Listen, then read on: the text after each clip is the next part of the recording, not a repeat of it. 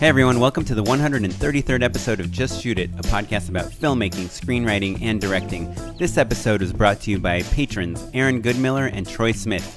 I'm Oren Kaplan. And I'm Matt Enlow. Today we've got Andrew Allen and Jason Sondhi. They're two of the people behind Short of the Week, and they co-wrote an article called Be Everywhere All at Once. And it's a great guide to the modern way that people are approaching short film distribution. So if you're curious about what to do with your short film, if you're thinking about where to start making a short film, if you want to know what film festivals accept short films that have premiered online, how to premiere your film online, all of that stuff, we go pretty deep with these guys about what Short of the Week is all about, where this article came from, the processes of programming for Short of the Week, and how it's given them the experience and insight to really kind of craft a new way of thinking about how to distribute your short film. So it's a great conversation if you are thinking about making a short or have already made one. Yeah, these guys are like super legit. Andrew and Jason, I think Jason was like, you worked for Vimeo doing the staff picks, and what I like about the conversation is they're really all about like how do you make a short and then use it to move your career forward. These guys are awesome. I actually spent, like right after we interviewed them, I spent maybe 5 hours on their website, shortoftheweek.com, watching like a bazillion shorts. It's pretty good. You can literally spend like 3 months watching shorts on their site. No doubt. Still have more to watch. But before we talk to Jason and Andrew, I wanted to remind everyone that we have a Patreon page. It's the address is patreon.com/justshootitpod. We have gotten a bunch of people on it. It's super exciting. And you patrons of ours are helping us pay our editors. You're helping us plan more live events, which we are going to do another one this year, right? Is that the plan? Yeah, we've got December? an end-of-the-year event coming up. We're already in the early stages of planning it. Yeah, so check it out. It's a way you can show some support for us. You can give us $1 a month, $4 a month, whatever you feel like, or don't, and keep listening to the podcast. And keep emailing us your questions and your feedback. We've been interacting a lot with our listeners lately, and it's been really enjoyable. So that's all I got. Great. Well, with that, let's hop into our conversation with the Short of the Week guys, Andrew and Jason. All right. Welcome, Jason and Andrew, to Just Shoot It. Thanks so much for connecting with us, guys. Yeah, thank you. Yeah, it's a real pleasure to be here. Yeah, thanks for inviting us. Well, the reason that we first reached out to you all is because beyond all of the awesome stuff that you both do at Short of the Week, which we can get into as well. You did a article. The pair of you made an article that kind of went like filmmaker viral, right? Called "Be Everywhere All at Once: The Ultimate Guide to Festivals Online and Your Short Film Release." That's the sort of article you see kind of like passed around message boards, and like your friends are all sharing it. Do you want to just kind of give us the log line of what Be Everywhere All at Once kind of means to you two? Yeah, I think we've been fans of short film for a long time, and filmmakers ourselves, and through Short of the Week, which has now been around for about 11 years, we've really seen the online short film industry grow up, and I think through that have just learned a lot about what this new avenue is opening up for filmmakers in terms of new opportunities. And so, it's really, this piece was really kind of an encapsulation of the last decade or so of helping filmmakers launch their shorts online, helping them connect them with people in the industry, and then just getting feedback on what's working and what's not. And so, we're regularly talking with filmmakers, and they're sort of regularly feeding back what their experiences are. And we just saw this big disconnect, I think, between what's traditionally been told to them and this new path that we're seeing. So I know that's longer than a log line, but we tried to kind of capture those ideas of how to get the most impact that is meaningful for filmmakers, which tends to be more around developing new career opportunities. How can you optimize for that in your short film release? Right. And when you guys say new career opportunities, do you mean about having your short reach the right people or reach the most people? I think that it ultimately is about reaching the right people, but by reaching the most people just through math, you're more likely to have the opportunity to reach the right people. So there's a difference between, quality of viewer versus quantity of viewer. And I think platforms like Short of the Week, where we have a mailing list that has a lot of fairly influential talent scouts and agents and industry people on it, is definitely something that we're proud of, and it's something that we encourage filmmakers to think about. But I don't think that the two are opposing. I think that if you aim for volume, because there's so much attention that's being placed on this ecosystem of content that's coming out direct online, you're likely to get that first goal of quality viewer who is someone who can help your career as well. Yeah, no, that totally makes sense. And so just for our listeners that haven't read the article before, like what about like the Sundance or the TIFF or the Con? Like, can you release your short online before it screens at one of those places? Yeah, the short answer is yes, you can, but the real answer is it's complicated.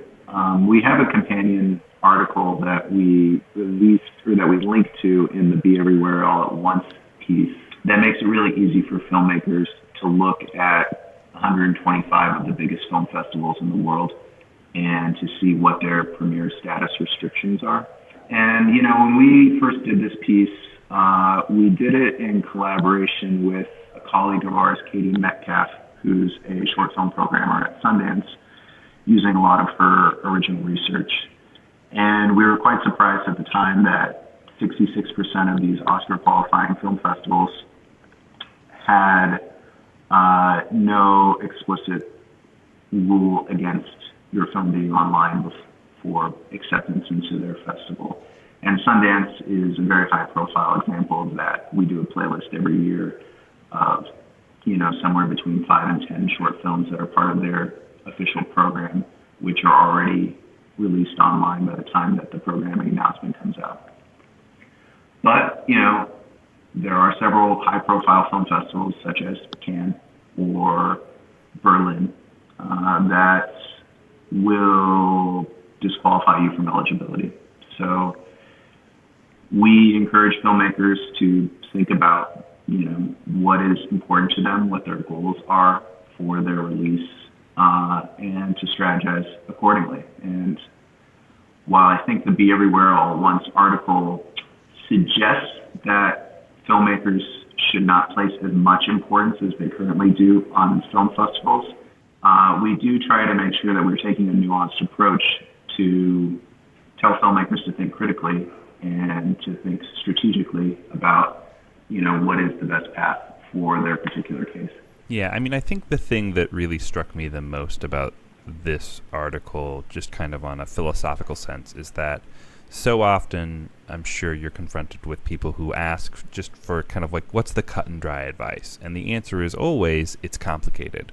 But what this article does a really good job of reminding people of is that, there's a lot of familiar ways to distribute a movie or a short, and that you really just have to question what are the specific goals that you have for yourself as a filmmaker and also for the film specifically.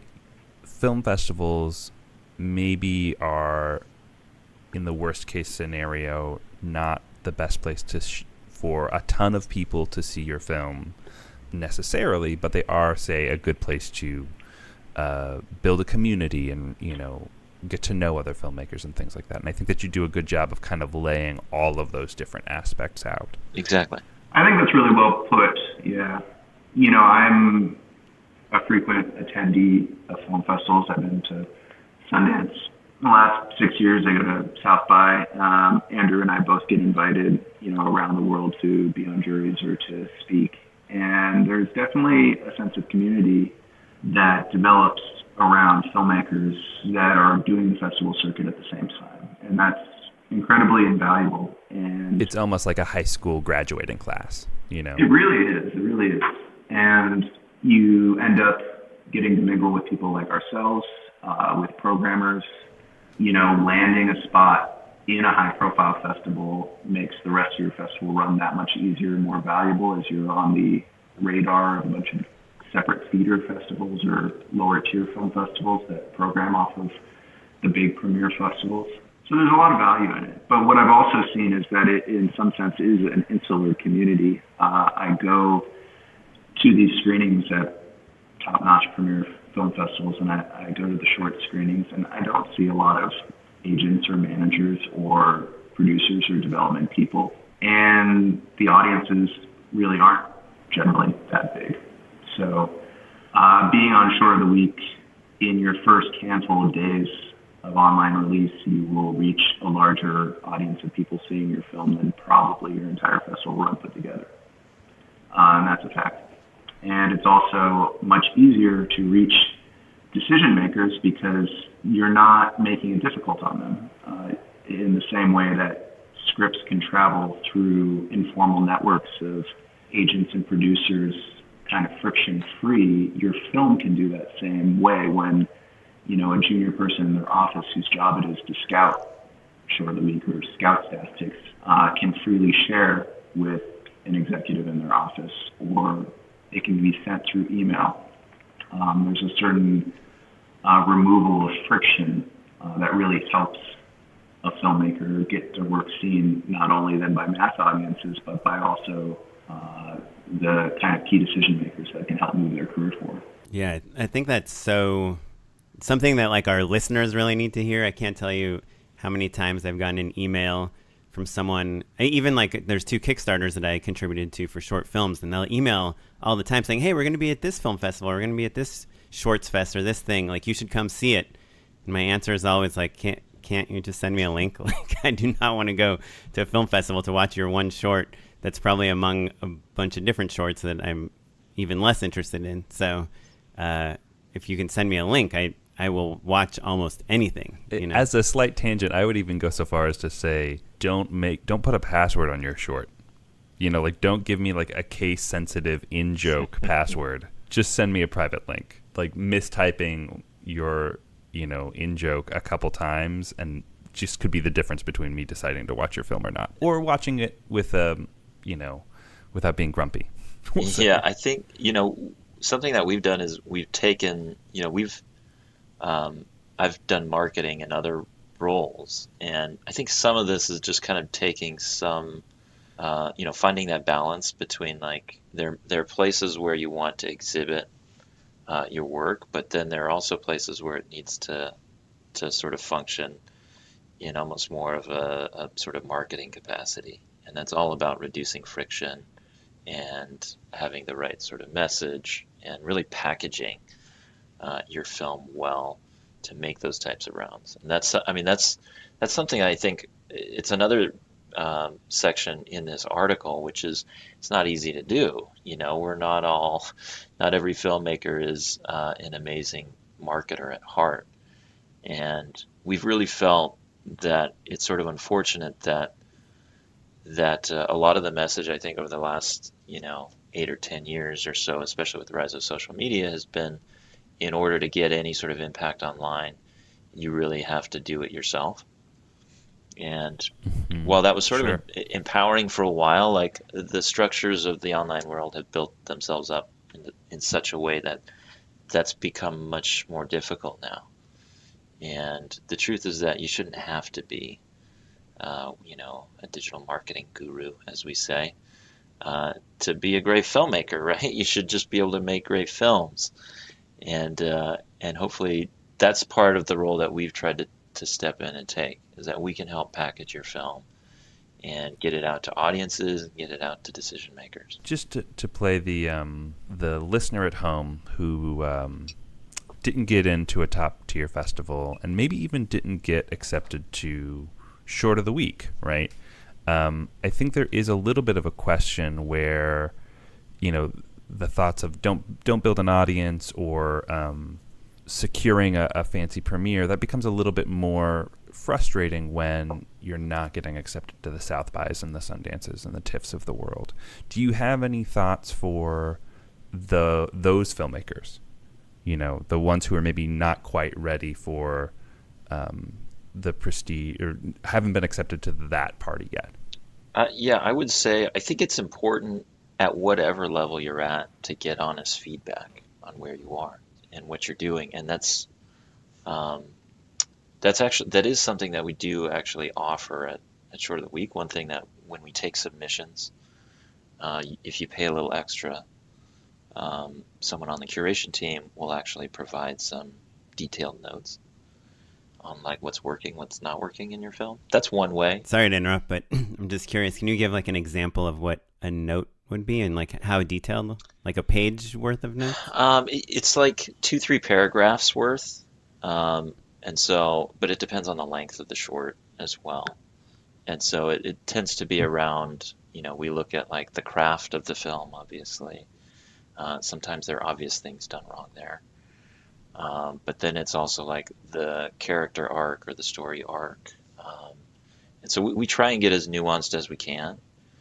The really difficult ones are sometimes, and we see this a lot, and it's something that I think you have to find a way as a curator to kind of fight through. But something that we see a lot is there are a lot of like well-executed films that just don't add up to anything that significant in the end. And those are the hardest ones to get feedback on, because it's like you executed a film really well, but sometimes it just doesn't have that special little something to make it noteworthy. And is that different than not having a good ending? It's definitely different. I mean, a sort of ambiguous ending, or like you can still have a good ending, but sometimes like, I'm sure you guys have done it. You've seen a film, whether it's a short or a feature, but at the end of it, you're like, I think I've probably watched the same film like 5 or 6 different times already, and it feels very familiar.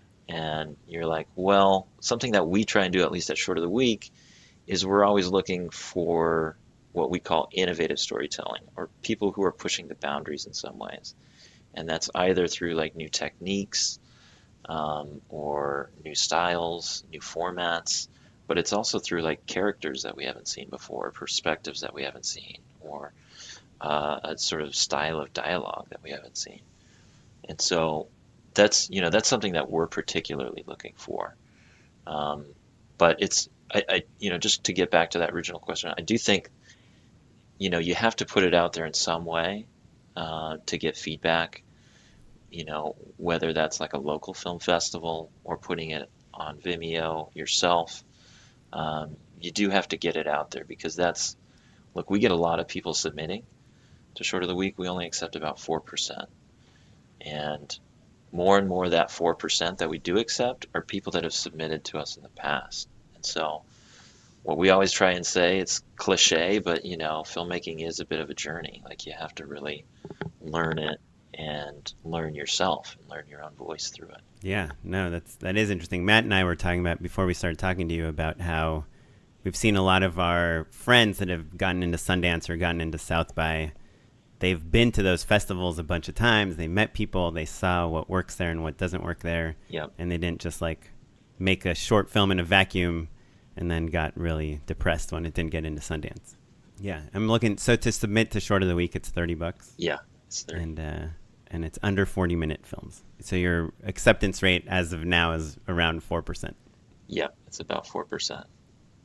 It's like Harvard.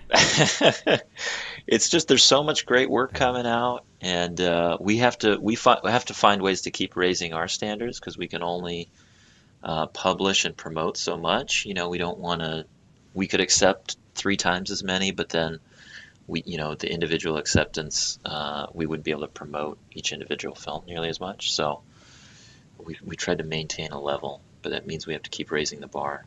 Cool. So I guess, probably the big question that you get asked all the time, or some version of this question, is like, what are kind of the no-nos that you see in short films that people should avoid? So just to give you guys a little bit of background, a lot of our listeners are newer filmmakers, people that just graduated film school, people that have worked in reality TV and now are trying to move into narrative, kind of, and people that are making short films, submitting them to festivals.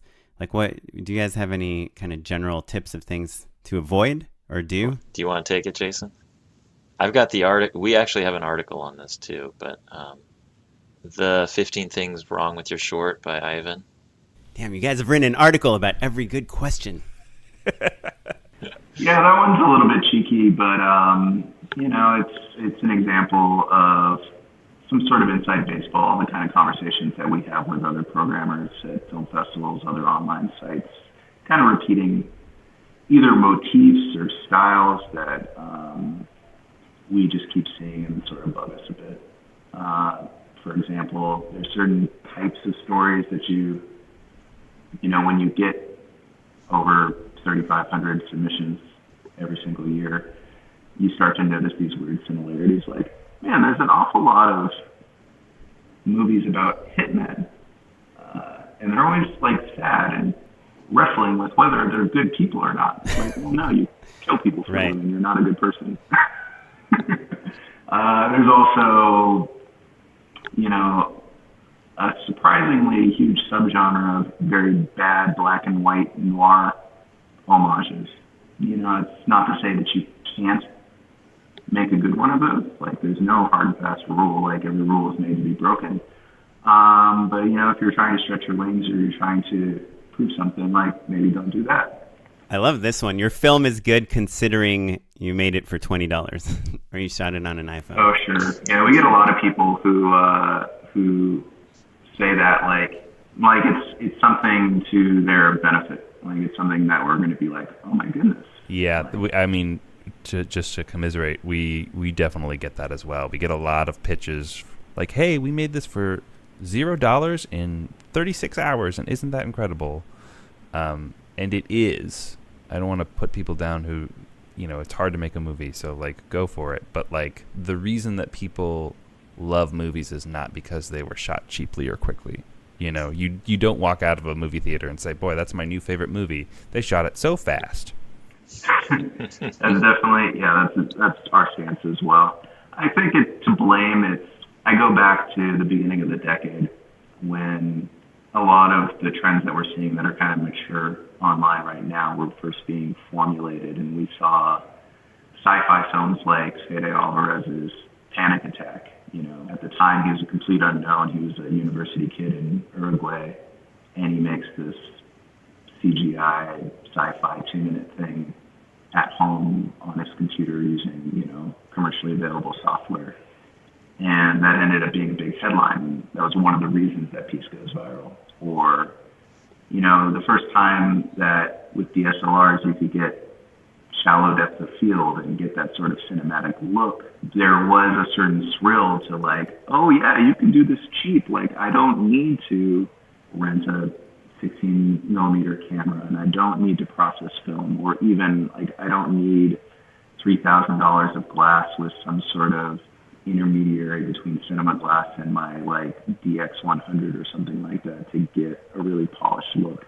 And so at times those kind of things have worked to the PR or publicity advantage of filmmakers, but it's just not really the case anymore. Like, everybody and their mother is getting an Alexa on the weekend from their local shop. And I think that's one of the really trickiest things, having done this for over 10 years, I would say, is to a certain extent, you used to be able to prejudge shorts on superficial qualities of cinematography and overall image look. And that's really not the case anymore. It's incredibly simple to get a good-looking film now.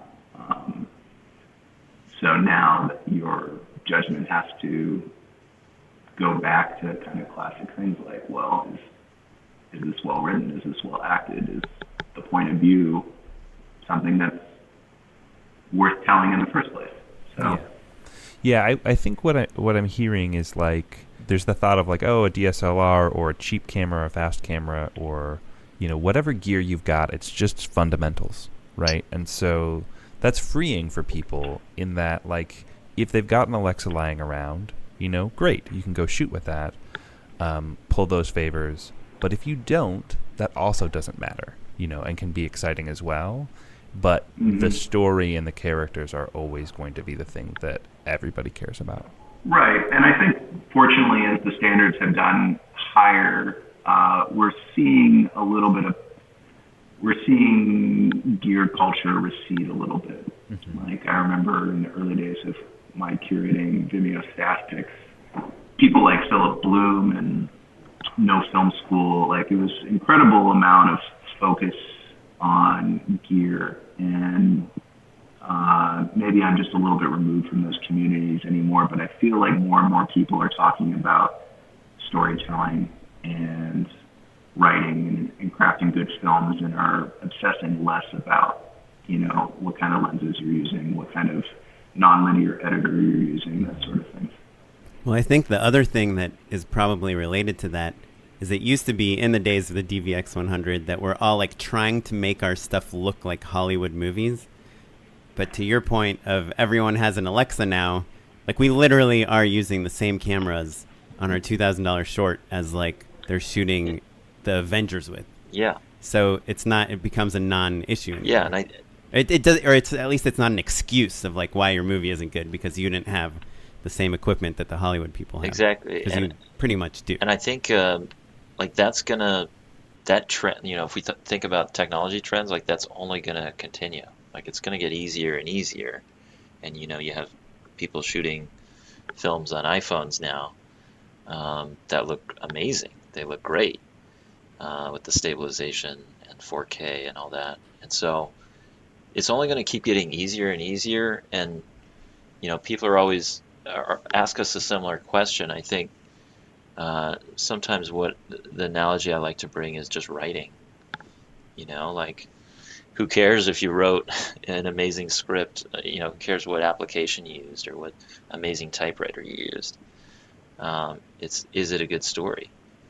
And you know, the tools are going to get easier and easier to use, and easier to make better and better looking stuff.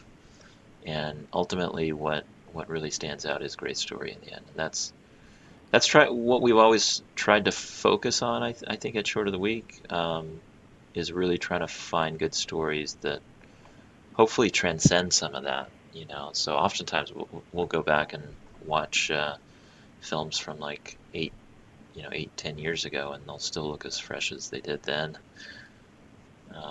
And so it's, yeah, we try and, like, as much as you can, put story at the forefront because technology trends are going to change. So obviously another trend we've seen, you know, that gear is becoming less interesting, but obviously over the past 2 years, like there's been a big push for diversity. And I think the kind of white male director guy that used to write a short about a person that was just like him is maybe now writing a short about an older Native American woman, or kind of trying to inject a new point of view that people haven't seen that much before. Like Jason was saying, like, is this a point of view that we care about that feels fresh? But a lot of times it seems to maybe fall flat on its face because it's, you know, the opposite of authentic. Like, is this a trend you guys are noticing at all? And what do you think about it? I think that it is something that's on a lot of people's minds. I don't see a lot of what it sounds like you're describing, which is, you know, people trying to speak for vantage points that they don't have authenticity with. I think this is something that's always affected documentary a little bit, which is that you do get adventurers who like to go overseas and sort of drop in for a couple of weeks and shoot a place. And to a certain extent, no matter how much sensitivity you're able to corral, it's hard to represent that authentically. But I can't say that I'm seeing a lot of that in scripted work, where, for example, you know, white bro director is trying to suddenly write trans characters or anything like that. What I have seen a lot more, and what we think is really exciting, is that we're seeing a lot more trans directors just writing about trans issues, or people of color speaking about what's going on in their communities, or speaking about familiar stories from kind of new perspectives from what is an underrepresented viewpoint. And I think that's really cool. And it's one of the great things about shorts. It's why we think that why we kind of think passionately about championing shorts, because a lot of the blockages in mainstream entertainment have come from these sort of structural hierarchies, but you don't need to get anyone's permission to make a short film. You just get some friends, you get some gear, you put together a little bit of money, and anyone from any kind of background can make them. And I think that's really exciting because we're getting a lot of new kinds of stories from a lot of new perspectives. And that's one of the reasons why we think that the work that we do at Short of the Week is important, is to try to serve a bit of a bridge to connecting these new kind of diverse filmmakers to the kind of entrenched established industry. Right.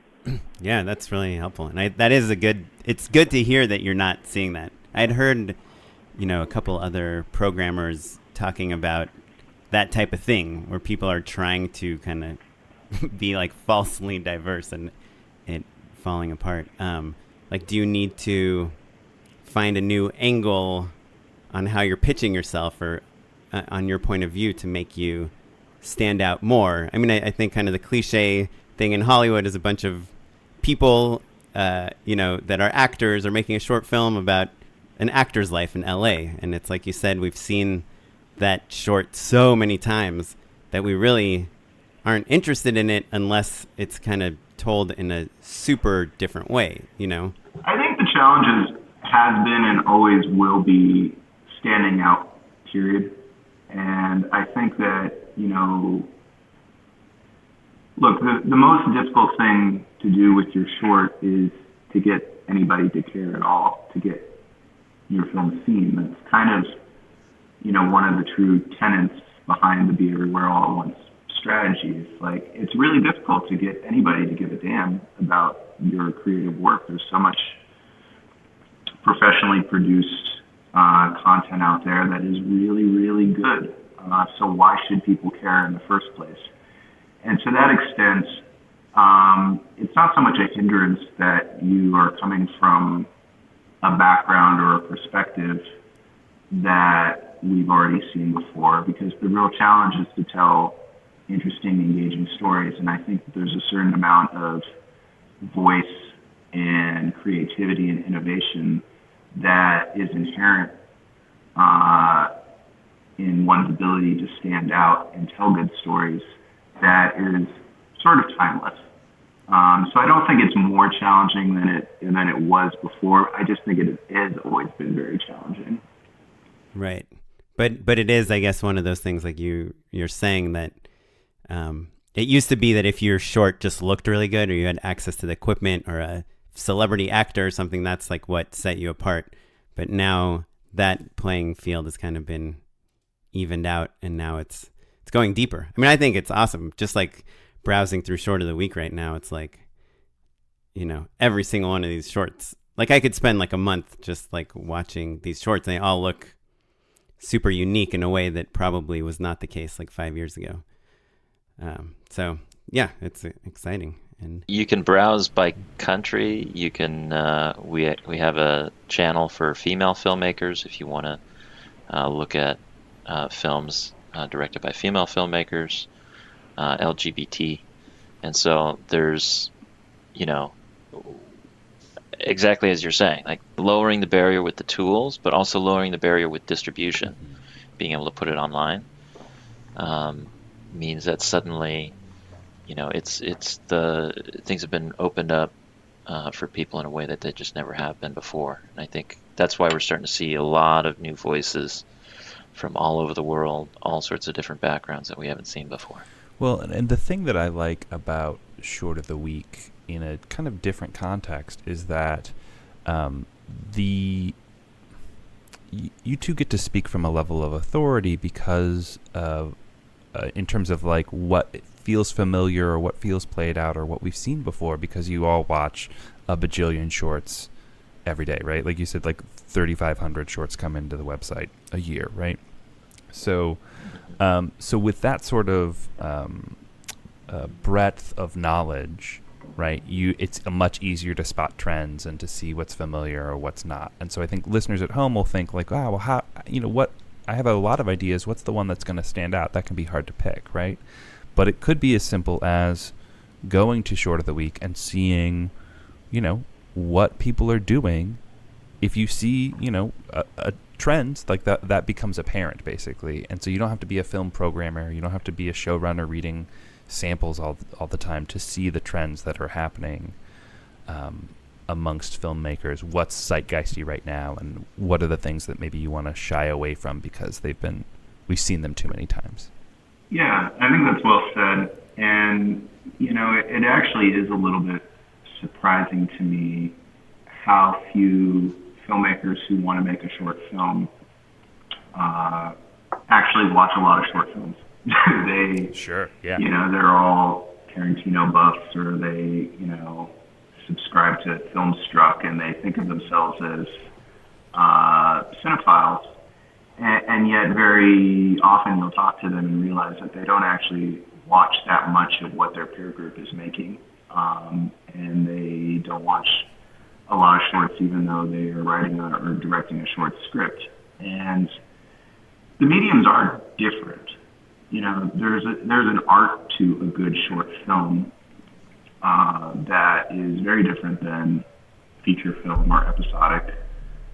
And it's something that I think it behooves aspiring filmmakers to realize.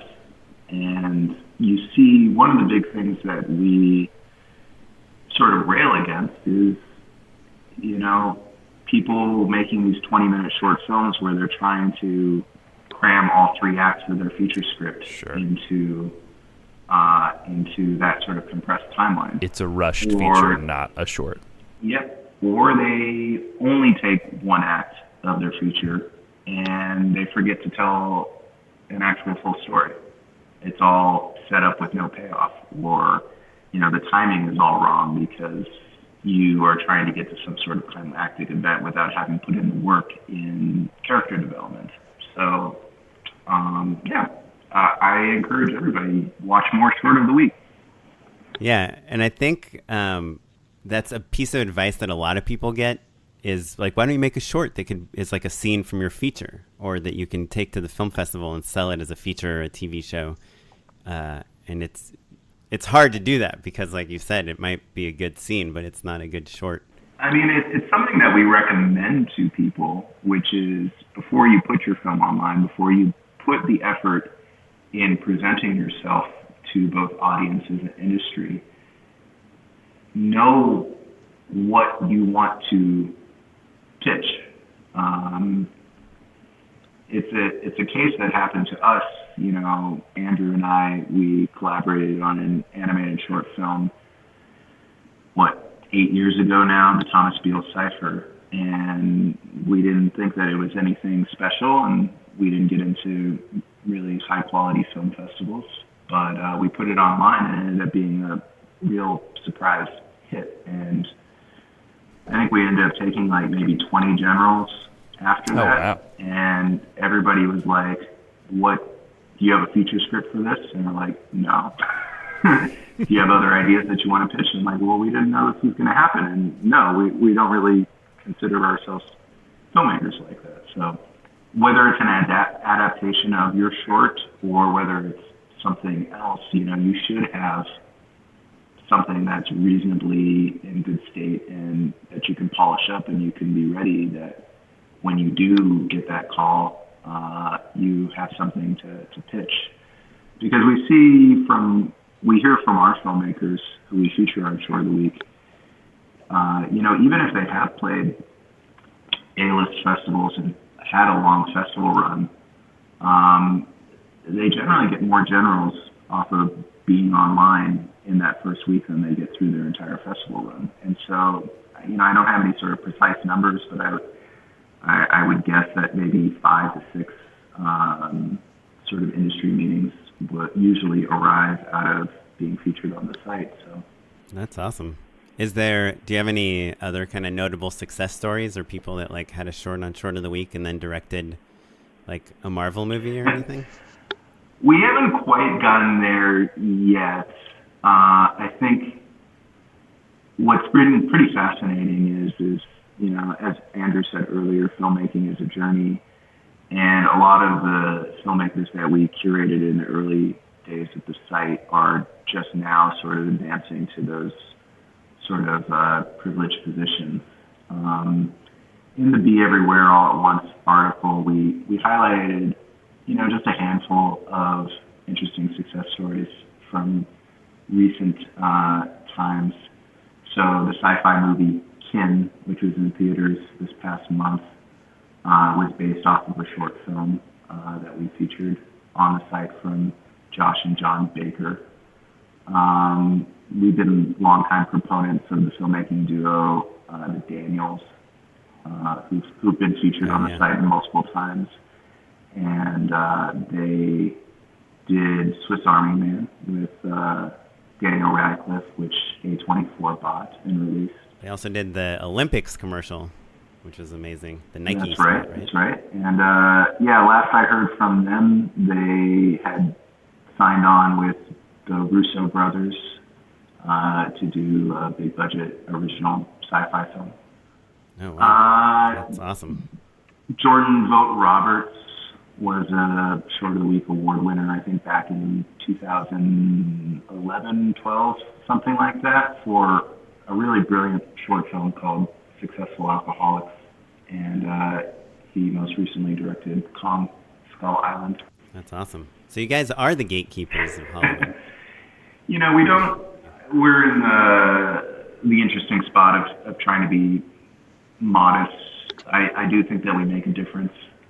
But at the same time, we're not working as a management company or an agent. We're not packaging and, really taking our filmmakers out and having them do the rounds. So, there's only a certain amount of credit that we can take. I think, first and foremost, it's these filmmakers' talent. And I do believe that talent rises. It's impossible, in my mind, to continue to make really good, really interesting work and not have people eventually take notice. But yeah, I think this is something that Andrew and I have both talked about as being something that we want to do more of, to be more explicit in using the connections and the kind of taste-making appeal that Short of the Week has within industry, because we hear from industry and we know that they are paying attention. And can we be more explicit in leveraging that to the benefit of the filmmakers that we feature? And I think that's something we're going to be doing in the future. Right.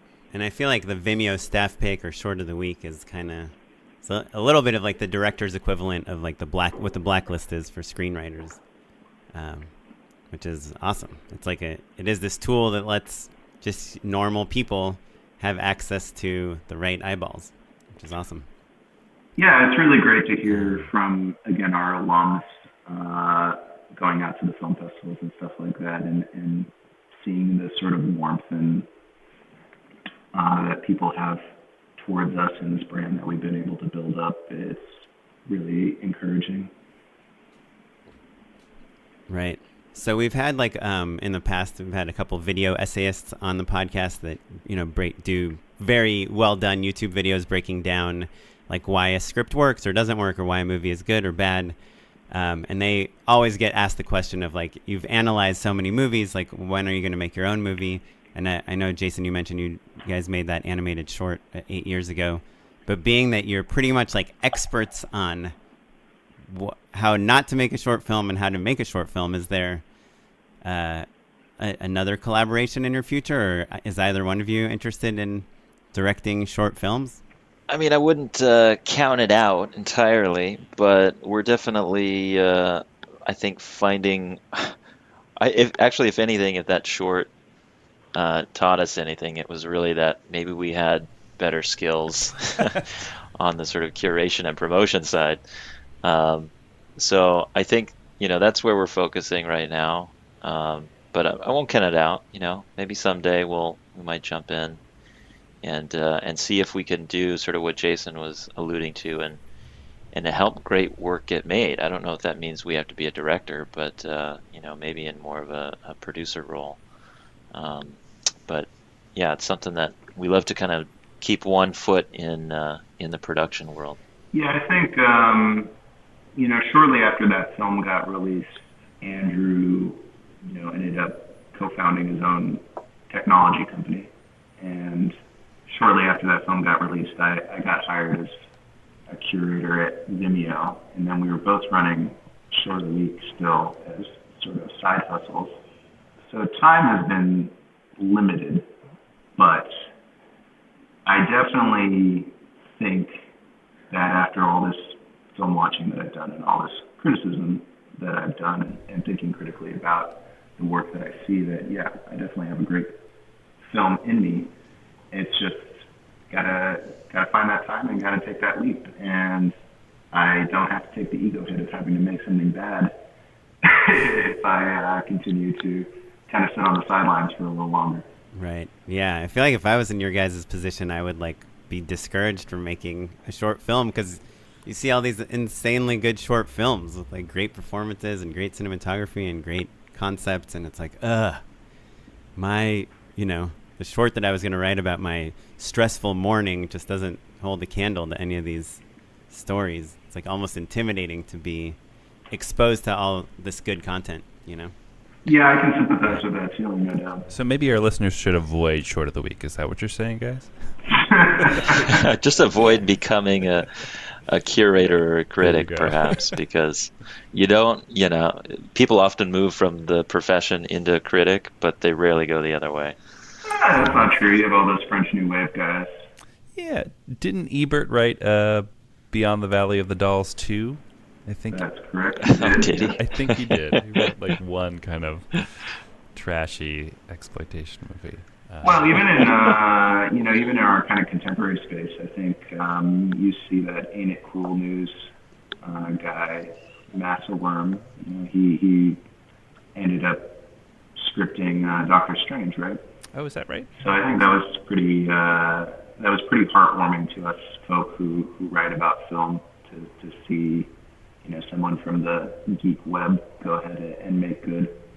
So guys, that's great. I think I'm certain a ton of our listeners, the last question they really need an answer for is how do they submit their film to Short of the Week? Just come on over to shortoftheweek.com/submit and submit your film. It's $30 for a submission. If you want some feedback, that's a fee on top, but we'll give you some quality feedback from one of our top curators. And I highly recommend you read their article, 15 Things Wrong with Your Short Film, before you submit, because it might save you $30. Might be too late. Maybe you should read that article while you're writing. Yeah, read it now. Why not? Yeah. Well, you can at least remove the list of meaningless laurels. Right. Yeah, that one gets us every single time. Or add color back in. Or get a sound mix, all those things can save your film in post, or at least give it a chance. Awesome. Well, we'd love to talk to you guys about unpaid endorsements. Unpaid endorsements. I can go first. Okay. I think one of the things that running our own website is important is learning a little bit more about the larger industry and what kind of trends are going on in technology. And I think a lot of what's on everybody's mind right now is this disruption that's happening with digital subscription platforms like Netflix and Amazon. So I know Andrew and I both subscribe to a tech newsletter called Stratechery from Ben Thompson. And while he doesn't really focus on media primarily, there's a lot of good information in that. But even more recently, I've been finding the writing of a fellow named Matthew Ball, who does original analysis on technology, on entertainment companies for a website called ReDef, to be really fascinating. And he wrote, I think in the last 2 or 3 months, a multi-part analysis of Netflix that I think was one of the most insightful pieces that I've read about the company. So Matthew Ball at ReDef, he has a whole bunch of articles that analyze Amazon Prime's strategy, HBO strategy, Netflix, the new Disney subscription platform, and I found his work to be really enlightening. Yeah, that sounds awesome. Cool. Well, on that, Jason will give you the work. I'll give you the play here. And so, a show that I'm a huge fan of, and was last year, was my favorite show last year. And they came out with season 2 this year, is a series on Netflix called American Vandal. And it's getting more popular now, but I'm still surprised at how many people haven't watched it. But if you haven't seen it, it's just an amazing mockumentary that starts with a very kind of ridiculous, childish premise, and then takes it in very interesting, deep ways. And so by the end of the season, you've kind of taken a look at youth culture and media, and particularly how social media plays in with that in a very, very interesting way. I think it's doing some of the most interesting writing in television right now, under a very silly premise of a whodunit around who is the turd burglar. Yeah. Tiny self-promotion, but if you're interested in hearing how that show came to be, the creator and director Tony Ascenda has been on our podcast and gives pretty much the breakdown of how he came up with the idea, from coming up with the idea to selling it to making it. Check out that episode, one of our past episodes. It's one of my very favorite episodes. It's really great. I'll have to listen to that. Yeah, it's it will make you not like Tony that much, because he pretty much like came up with the idea like one morning, mentioned it to someone that night, and like in the way he tells the story, it seems like a week later it was like sold to Netflix. It was much more complicated, and he's obviously like very talented, but it's just kind of like a really good example of like perseverance and just being like sharing your ideas with the world and testing them out and seeing what happens with them. Cool. Well, Matt, you got anything? Yeah, I actually, inspired by this conversation, I'm going to pull an old favorite that I believe was a short of the week, or maybe a Vimeo staff pick, but I saw it at Palm Springs, so I'll do a two-parter actually. Killer, the short film Killer, by Matt Kazman, is a great, concise, stylized, hilarious, dark short that I don't want to give too much away. It's like a little not safe for work, but it's about a little boy who has a misunderstanding about the way that masturbation works, and terrible hilarity ensues. But it's called Killer by Matt Kazman. We'll have a link in the show notes. And then also, it made me think of Palm Springs, which is a great short film festival. So if you are in the greater Los Angeles area and have the opportunity to go out there, it's like scrolling through Short of the Week, but in a movie theater. So that's a nice little short-focused festival, basically. Yeah, Matt Kazman is great. We featured Killer on Short of the Week, so you can definitely watch it there. And we also have an older film of his, which if you're a big fan of his, maybe you haven't seen this one, you should check it out. It's on Short of the Week as well, called Flagpole. And if you I haven't like seen it. Killer, I think you'll like Flagpole as well. Well, my endorsement is an Instagram account. I think so. The guy that runs it, his name is Mike Dempsey, and the account is at Mike's Butt, MikeSbutt. And I'm pretty sure Mike Dempsey is roommates with Jess Dunlap, a DP that Matt and I have both worked with a lot.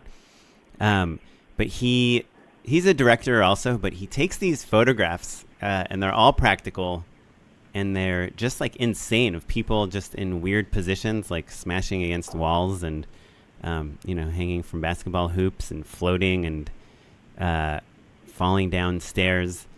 And he a lot of times will post kind of like, I think this might be more on Facebook, but like his behind the scenes of just like seeing his like models like jump up in the air as he's like taking their still photos. But check it out, at Mike's Butt.